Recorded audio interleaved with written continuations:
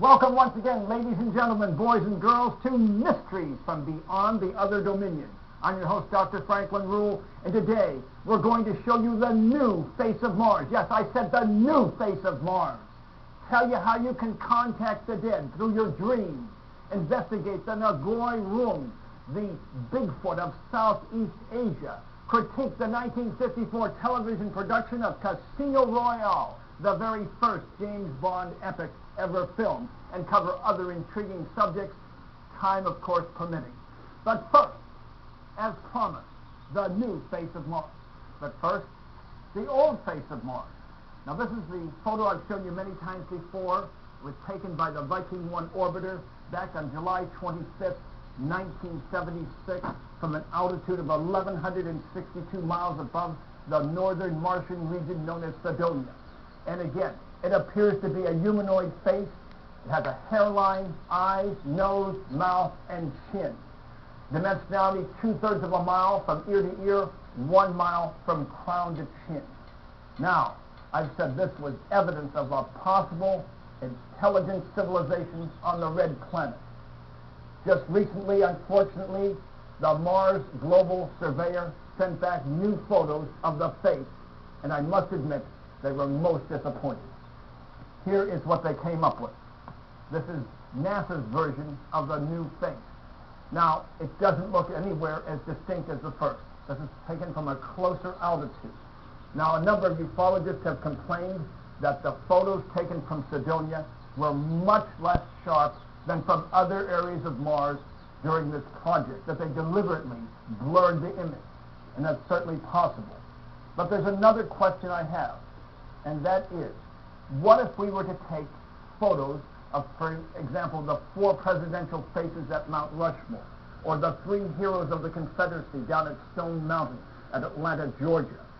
From different altitudes and different viewing angles, I suspect that they would not all show distinct faces. You wouldn't even know you were looking at a face. At least that's my supposition, and this is something that can be readily tested for comparison with the face of Mars. It may be very dependent on just what viewing angle you are at and what altitude you take the photo from. However, that's not the end of the story, because Jason Martell, who has created the Mars Earth website, has taken that new face of Mars and first of all oriented it 37 degrees to the right so that it is in a straight horizontal vertical alignment. Then he split the face in half.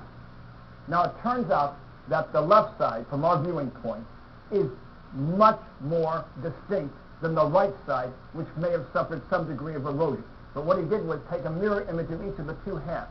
The 2 right sides, which are less distinct, didn't show much of a face.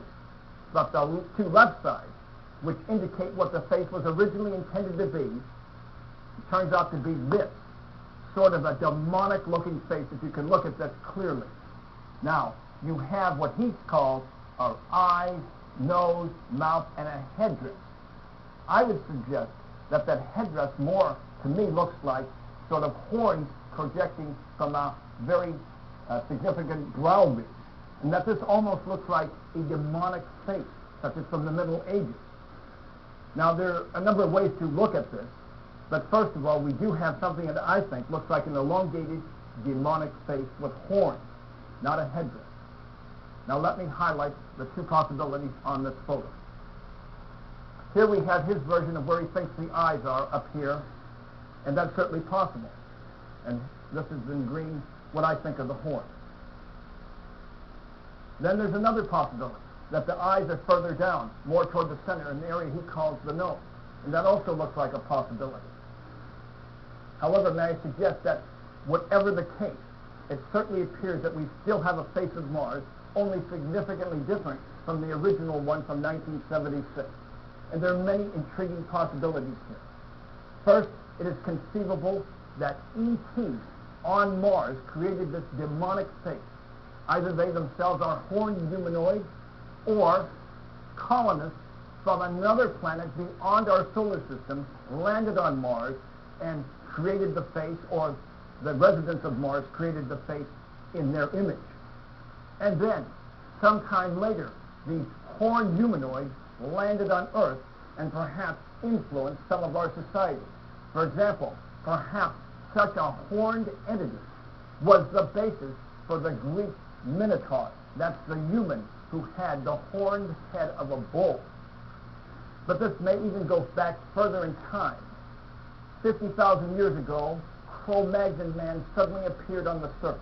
Out of nowhere, and anthropologists acknowledge this. They don't know where this larger-brained entity suddenly appeared from, who displaced the Neanderthals. Many ufologists have suggested that ETs landed back on Earth at some point in the distant past, carried out genetic engineering experiments to improve the mentality of the existing humanoids, and perhaps inadvertently or deliberately, part of that improvement included a racial memory of horned humanoids, and that's why they've been depicted down through the ages, such as the Middle Ages, as being these demonic creatures. Now, may I suggest, just because they have horns and look demonic to us, that doesn't necessarily mean these horned beings were necessarily evil. They may just be horned entities and quite benevolent. But it is certainly intriguing that we still have a face of Mars, only in a certainly different light. So I'm suggesting that the case of the face of Mars is far from over, and really the only way to solve this problem is to send a manned expedition to Mars, to the region of Cydonia, that would include both a geologist and archaeologist to answer this question one way or the other. But I'm betting that this is still proof of extraterrestrial life on the red planet, seen here for the first time on Mysteries from Beyond the Other Domain. Yes, now until next time, may the power of the cosmos be with you. Yes, yes, yes.